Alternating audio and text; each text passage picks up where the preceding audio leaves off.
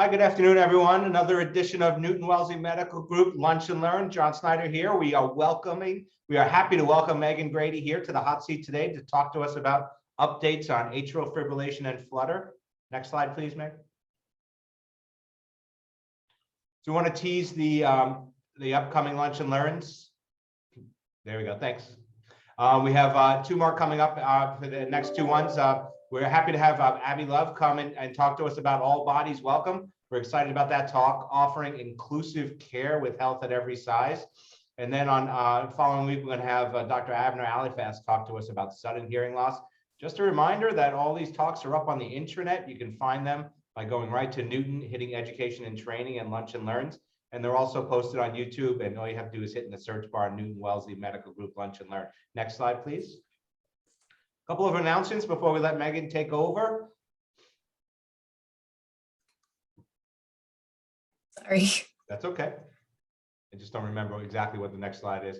There we go. Okay, so we wanted to also talk about, we have a couple of other educational opportunities we want to make sure you guys are aware of. You guys have heard me talk about our great medical grand rounds hosted by our chair of medicine, Dr. Larry Friedman. And next week, we have a great talk coming up by Dr. Roderick. She'll be talking about tendinopathy, a practice overview, certainly something we see all the time in primary care. So I wanted to make sure you folks were aware of this talk. Next slide. And then we also have our APP grand rounds. Those happen only once a month, so don't miss them. We have our next talk coming up next Tuesday on gallstone disease by Emily Hunter. Those start at 12 noon on the spot. And if you're not getting these messages or they're not in your calendar, please go ahead and either email myself or Amy Israelian. She'll be happy to get you on the calendar. These are great talks. And again, you're welcome to have lunch with us and listen to those grand rounds. Next slide. And then we have an upcoming financial wellness series that's going to be open to all providers across the hospital. We wanted to make sure that people were aware of them. You will soon get an Outlook calendar invitation from me. These will start at 6:30 p.m. and there's a series of 4. These are no hard sell, but just information for you by a well-respected company, New York Life Financial, and they'll be talking about these different aspects of financial wellness. And we thought from the Office of Experience and myself that this would be a nice time to throw a seminar in this series about financial wellness towards our providers. So please take advantage of that. Log on and take a look at those. Next slide. And then I hope all of you are aware that we have provided a Newton-Wellesley Hospital provider directory. This is a directory that's made for providers about all the services and the phone numbers that go along with the services that we offer here at Newton-Wellesley Hospital. This was painstakingly developed by our Office of Experience and Engagement. Each of these numbers were verified, names verified, practices verified. That being said, if you get your provider directory and you think there's a mistake, please let us know. This is a really important document for our community. It's a good way for you to give to your front desk staff to get these numbers right at their fingertips. When printed correctly, it's a trifold, and it really tells you about all the different services we have. We have tried to put it in an order that makes sense clinically. Again, these are not patient-facing documents, but for the provider and provider offices. Please, if you didn't get one and would like a hard copy, please feel free to email us at the email up there. You can also download a PDF of the directory, and that also sits on our web. We'll get that posted. So again, this is a nice directory for you to hand out and have at your front office and front desk for up-to-date numbers and offices. And I believe that's it, Megan. I'll let you take it away. Next slide. There you go. Thanks, Megan, for being here. We appreciate it. Thank you for having me. Hi, everybody. I'm Megan Grady. I'm one of the nurse practitioners in the cardiology division and the NP liaison to our colleagues at Mass General in the electrophysiology clinic. We're going to no disclosures today, just talking about Afib and some of the updates. Here's a little pre-pandemic shot of our group. A little plug to wear red tomorrow for Women's Heart Disease Awareness. We have an atrial fibrillation program at our cardiology division. Wednesday mornings, our team at the Elfers Center has a multidisciplinary Afib clinic. And it's a dedicated time where we have general cardiology and electrophysiologists from MGH, a clinical pharmacist, and then myself working with patients. And it's been set up kind of to be a one-stop shop for your patients coming in. We take new referrals, and we also see existing patients who have active or escalating Afib issues. So please feel free to refer in this way through Epic or calling our office. And these are some of the team members listed here that your patients will encounter.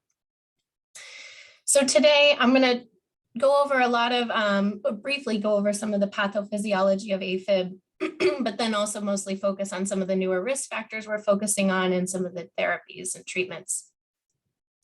So as most of you know, AFib is an irregular heart rhythm. It's a series of electrical impulses coming from the left atrium, typically in the cells that surround the pulmonary veins where they dump blood back into the left atrium, and also from the tissue around the left atrial appendage we're finding. And so it interrupts the normal electrical pathway and it overrides sinus rhythm. And then this in turn disrupts the synchrony of the pump and then changes the blood flow through the chambers. So here's just a little graphic for you. We classify atrial fibrillation in 3 ways. So your first kind of entry stage is what we call paroxysmal. This means that it comes and goes, it's short-lived, and it does not require intervention to go away. It kind of will come and go on its own and lasts about 7 days or less. The AFib classically kind of persists then over the lifetime, becomes more frequent and falls into this persistent category where it doesn't go away on its own and often requires an intervention to go away, like drug therapy or a cardioversion. And then the final classification of atrial fibrillation is what we call permanent. And this is persistent arrhythmia, but it's a clinical decision that's made between the patient and the provider that we're going to let the arrhythmia remain. And as many of you guys know, many people do well symptom-wise and function-wise remaining in atrial fibrillation. We'll talk a little bit more about that, but we call it permanent when we've made that decision to let it be. Just to quickly distinguish the terminology between fibrillation and flutter, there is a distinction between these 2 arrhythmias, and sometimes they are used synonymously in the notes and documentation, but it really does make a difference to know what a patient is diagnosed with. So atrial flutter is defined as a supraventricular tachycardia, and it's coming from one focus, and that's typically on the right side of the heart versus the left side where atrial fibrillation is coming from. And we classify it as typical or atypical. And so typical atrial flutter, you'll see coming in usually at a ventricular speed of about 150 beats a minute, and the atrial speed is around 300 beats per minute. So this is what we call 2-to-1 atrial flutter. And it's sawtooth pattern, and sometimes it can appear regular. So if you're using a pulse oximeter probe or a home blood pressure cuff, a patient may actually just see an elevated heart rate, but it's appearing as regular. And this is important to know the difference between the 2 because a patient who has been diagnosed with atrial flutter alone is more likely to develop atrial fibrillation down the line in their lifetime. However, the procedures to eradicate them are quite different. And an atrial flutter ablation is much simpler and involves less sedation and less detailed intervention. So we're always kind of looking to see if the patient has had either or signs of both or what when we're evaluating the patient in cardiology. And here's just an EKG of the very typical sawtooth pattern of atrial flutter. So you can see how it marches out almost regularly there. So atrial fibrillation was estimated to be present in about 1 in 4 men and women in the year 2004. And now, well, then a decade later, that lifetime risk had escalated to about 1 in 3. So it's very, very prevalent. And between 3 and 6 million Americans have been diagnosed with it. A third of those people are asymptomatic. One of the major risk factors is simply aging, and this is from the structural and functional changes of the heart and the stress on the myocardium over time. So many patients come and be really distraught about why they've developed AFib, and I say it's not necessarily a natural progression, but it is caused just by simply aging. We are seeing a rise in the number of death rates where AFib is noted as the primary or contributing cause. And a lot of this also is because the surveillance and the diagnostic techniques have dramatically improved. The monitorings that we're able to send out to people now are highly specific. So there's many, many times that we're catching things before we knew there was a problem. These are some of the major risk factors for atrial fibrillation. And I just want to highlight some of that because that's a lot of what the education and prevention that we're doing with our patients in the teaching of our visits at the Afib clinic. So alcohol intake is one of the major risk factors that we're now kind of highlighting. There's been a few small studies that we've recently have been published in some of the literature. And they found that in this one study released last year, modest use, what they quantified as about 1.2 drinks per day, increased your AFib rates. And then a second smaller study tracked AFib and then the time of intake from that alcoholic drink. And in a 4-hour period, having one alcoholic drink increased AFib probability by 2-fold and then 3-fold higher after 2 or more drinks. So there really is a trigger there, and some subsets of patients seem very sensitive to this. So we recommend cessation of alcohol completely if this is really a major problem or their AFib is just completely out of control. Another major risk factor is obesity. For every 5-unit increase in BMI, your AFib risk increases almost 20 to 30%. And also in the case of postoperative atrial fibrillation, your risk of developing post-op AFib is about increases with every 5-unit BMI increase as well. And we find that weight loss is also very helpful in maintaining the outcome from the ablation procedures that we're doing. So we're really trying to focus on that. And we've been pairing with some of the bariatric surgeons and some of the obesity medicine teams here at Newton-Wellesley and the other centers downtown. Sleep apnea is also a major trigger and risk factor that can worsen not only atrial fibrillation, but other arrhythmias and conduction disorders, bradyarrhythmias and pauses overnight. Have more and more data is coming out that's linking untreated sleep apnea with worsening conditions. So again, another thing that we're going over with patients is the importance of compliance with their CPAP machines, the importance of follow through on the titration and following their numbers. So it is very important, and it's a quite fixable or manageable condition once the patient gets used to using their machines. And diabetes increases your risk of developing AFib. Obviously, that's because of some of the oxidative changes, inflammation, and atrial remodeling that can occur. And then other risk factors include hypertension, your family history, and if you have mitral regurgitation. When a patient comes in with AFib, I like to think of it in 2 boxes. First, we look at the stroke risk. We use our CHA2DS2-VASc score to figure out if they need anticoagulation or not. And then you go over to symptoms. And does the patient have terrible symptoms? Can they function? What's the speed of the arrhythmia? And are we having trouble, controlling it? And that's how we kind of look at this as a 2-part management strategy. I just wanted to highlight the CHA2DS2-VASc scoring tool. This is the crux of what we use to determine if someone warrants anticoagulation or not.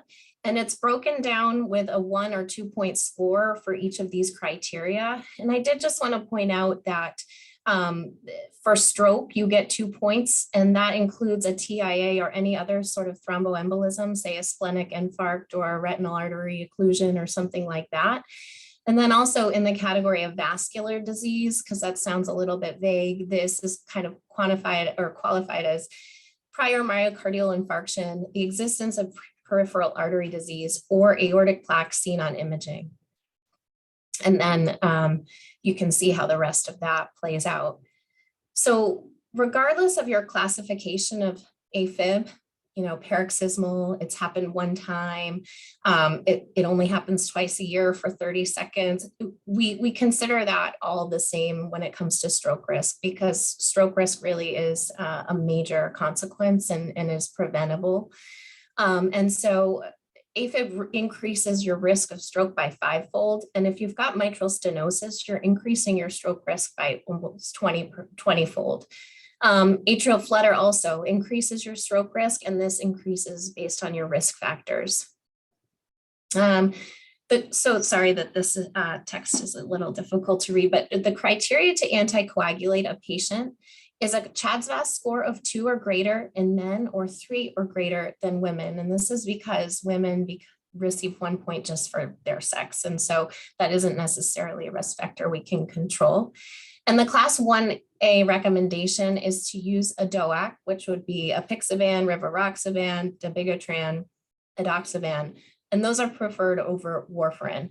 The exception for those is if you have quote unquote valvular heart disease, which is defined as moderate or severe mitral stenosis or the presence of a mechanical heart valve. And in these patients, we have now kind of established through some review of the literature and data that aspirin is not recommended as an alternative or for those in lower CHA2DS2-VASc categories. So if you hit the cutoff of 2 or 3, a CHA2DS2-VASc score, you're getting an anticoagulant. And if you're less than that, you do not need an aspirin. This is just a nice graphic of how I think of atrial fibrillation. It's, again, just kind of dealing with the symptoms and then dealing with stroke prevention. So now getting into some of the research and, what is the best way to manage a patient with atrial fibrillation? Just to kind of give you the overview of where our recommendations have come from. So when we're thinking about if we should control someone's speed of AFib and let them be in AFib, which is rate control, or rhythm control, meaning get rid of the arrhythmia completely and maintain sinus rhythm. A lot of it depends on their symptoms, their function, medication interactions with polypharmacy and other comorbid conditions, because for some people, it's just absolutely essential that AFib is not present. The big major trial that we had based most of our guidelines on was the Affirm trial, which was back in 2004. And at that time, they had reviewed the outcomes in patients with atrial fibrillation, and they compared how people did between those who we let have AFib and controlled their rate, or we used antiarrhythmic therapy to keep them from having AFib. And then at that time, there was no higher mortality in either group. And it was pretty equivalent that there was not really any difference in the outcome between using rhythm control or rate control. And there was a higher mortality with the use of the antiarrhythmic drugs. So for a long time, we've been kind of approaching things as that you could leave someone in atrial fibrillation without much concern. But over the years, as technology and medical techniques have gotten better, and then there's been more research in looking into what is diastolic dysfunction, you start to wonder if there is long-term consequence to leaving a 65-year-old person in an arrhythmia for another 30 to 40 years. So there's another recently released trial, the East AF trial, and that in that study, they looked at people with early atrial fibrillation. So they got into and intervening early on when the AFib was paroxysmal. And in that trial, they ended up ending it early. After 5 years, there was such a clear improvement in mortality in the people who did not have AFib anymore. So we were pursuing a rhythm control strategy. So the data, the thing to take home is that, we're still looking into this more, and for logic's sake, it seems that it must be better to get rid of the arrhythmia. So, and now that techniques seem to be getting better as well, we're finding that they're less risky and there's less adverse outcomes. So you may start to see that practice is changing a little bit towards more of the ablation and the rhythm control side. And then down below is the Castle AF trial, where they took patients with heart failure and ejection fractions less than 35%. And there was a significantly lower death rate in the ablation group there. So what we do know is that for patients with heart failure and have a documented low AF, maintaining rhythm control is essential as far as we can. What's an ablation? So An ablation is pretty much the closest intervention that can be offered as a cure. I never promise a complete cure from atrial fibrillation, but it's about 75% to 80% effective at relieving AFib for 10 years. And this is very dependent on your risk factors as well. The procedure can be repeated, so some people do need to go back in for touch-up or a redo mapping procedure. And so this procedure is, they are focusing on the anatomic region of the pulmonary veins, and it's commonly referred to as a pulmonary vein isolation or PVI. They can use heat, which is radiofrequency, or a cryoablation, which is a balloon using a freezing technique. It's performed by catheter at the groin site bilaterally. Involves general anesthesia and pulse jet ventilation, which is a really awesome and technical way of ventilating someone so the chest wall doesn't move. And this procedure itself can last up to 5 or 6 hours. It requires an overnight stay and is done at a tertiary care center. So Mass General, Brigham, one of the locations downtown.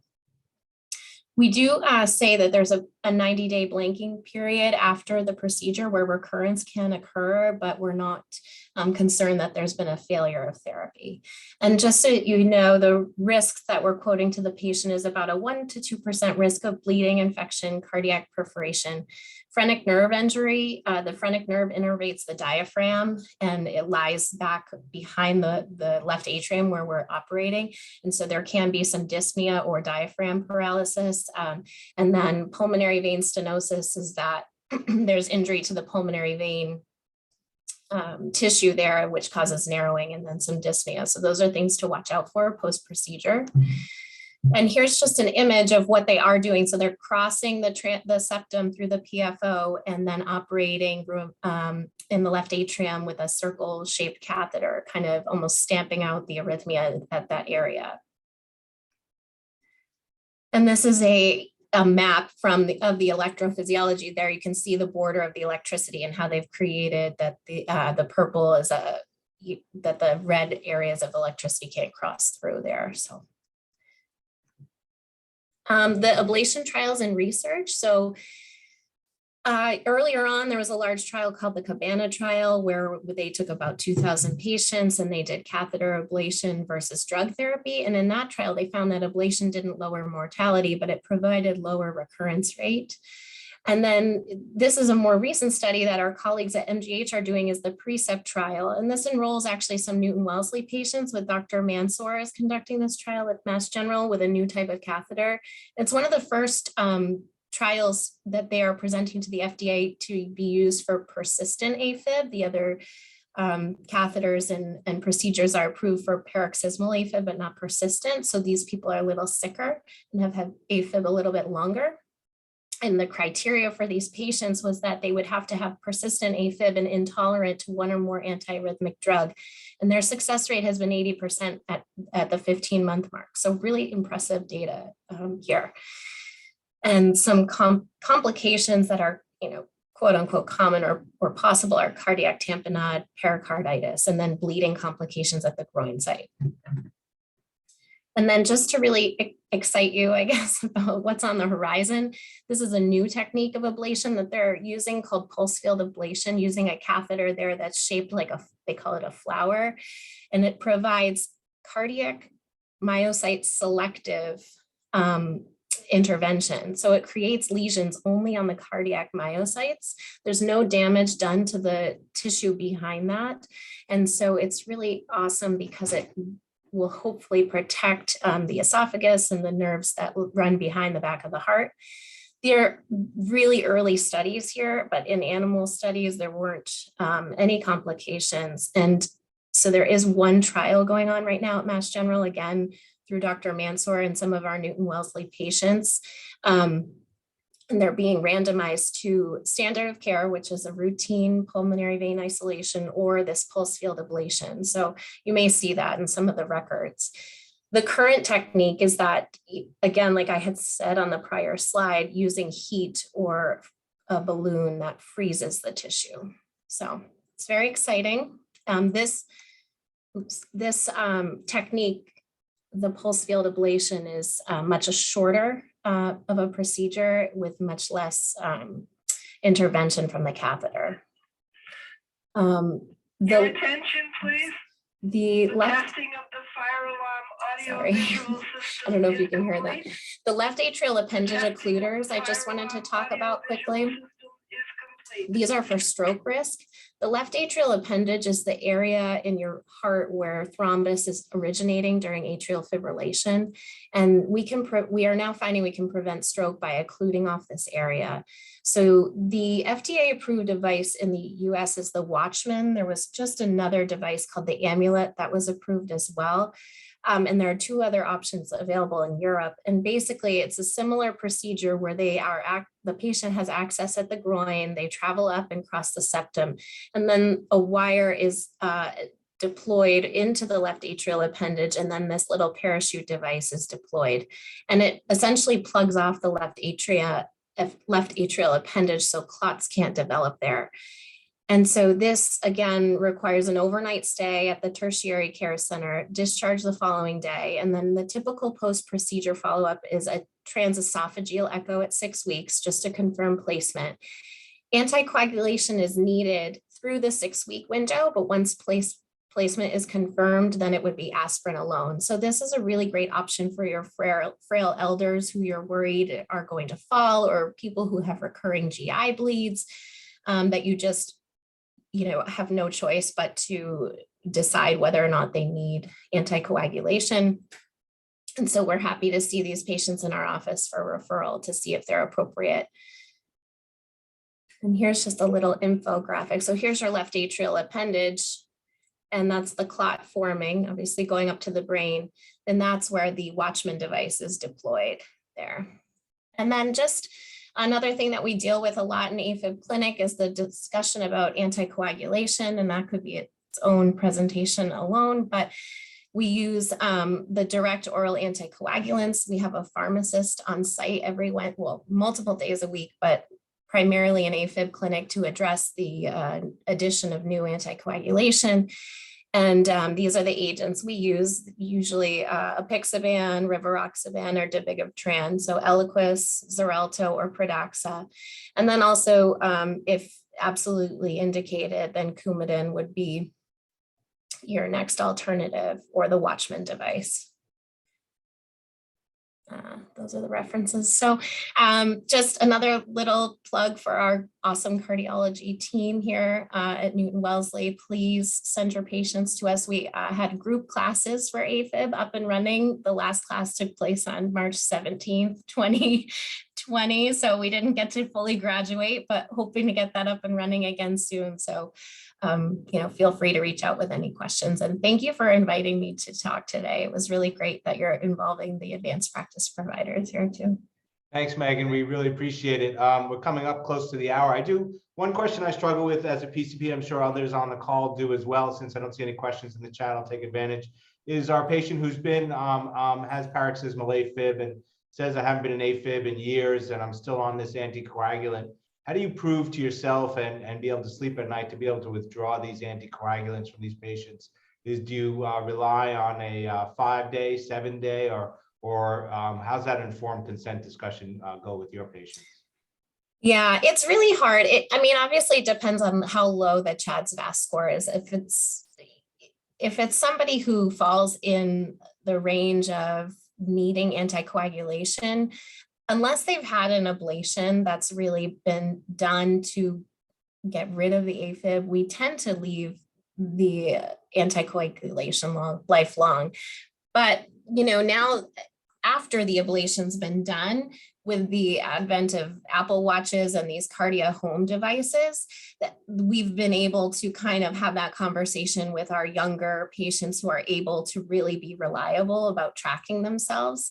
The standard procedure, just that I didn't get into, but is after the ablation, we monitor them for 2 weeks at 3 months, 6 months, and 12 months. And if most people are clear there, then we're able to have that discussion. So I would say that, if they've had an intervention or not, that's probably the biggest key. And then maybe if you feel comfortable doing a 2-week or a 30-day monitor just to check and see if anything's happening behind the scenes. But that would be kind of my thought process there. Yeah, there's a question also in the chat about, I struggle with convincing patients to switch to DOACs from warfarin due to costs. Any advice Yeah. on that? We've been struggling with that a lot as well. Please refer your patients to us. We have an awesome clinical pharmacist. Her name is Erica. She works for Mass College of Pharmacy and has students here doing clinical rotation. And they can really devote the time and effort into tracking your patients' insurance and figuring out what, are they in the donut hole? When is this going to end? And she's also able to finagle if there's a good RX code that they can find. This recent thing with Caremark that happened at the first of the year has really demolished everything for all of us, because Apixaban is our preferred agent in most cases. So we're really trying to work through that. But I know that's a nationwide gripe. So hopefully there's a hope on the horizon there. Let me squeeze in let me squeeze in one more quick question for you, Megan. So what about the kind of pill in the pocket, the person who is having paroxysmal AFib, gets up on their Peloton or their treadmill and all of a sudden is at 180. What's your advice to them at that point? Do you tell them, what do you typically give them to keep with them, and how do you manage their exercise and how they monitor themselves on an exercise piece of equipment?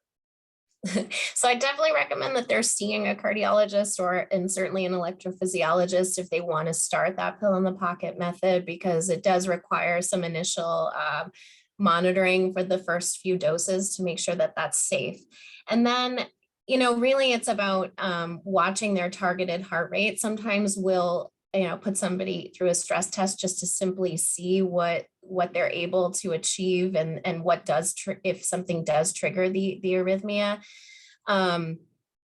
So I think, generally though, there's no reason to avoid the activity. And certainly we want people being as active as they can. So we want to work with people there. So I would just say, if you're in doubt, you can certainly get some exercise testing just to see what pushes them over the edge. And then we're happy to see them as well.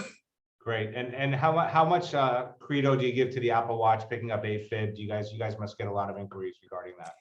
It's pretty good. The Apple Watch, yeah, especially the newest version. We have actually a fair amount of patients who wear them, and I say, we tell them, send us in the tracing if you think you're in it, and it's picked up. I think it's picked up more correct arrhythmia than incorrect, to be honest. So, and that's the way medicine and technology is going. So we're prepared to, field some of that. So again, if your patients are really into it and they want somebody to be in touch with, you can feel free to send them along to us and we can help guide them with that. Excellent. Well, thanks again. We really appreciate it. It was a great review for AFib and AFlutter. We want to remind folks on next Tuesday, APP Grand Rounds, and of course, every Wednesday morning, you can put down your Wordle and join Larry Friedman and the group Department of Medicine in Grand Rounds. We have a great Grand Rounds coming up next Wednesday. Hope everyone has a very nice weekend. We'll see you all here next Thursday where Dr. Love will be talking about healthcare for all sides. Thank you. Thanks. Thank you. Yeah, bye.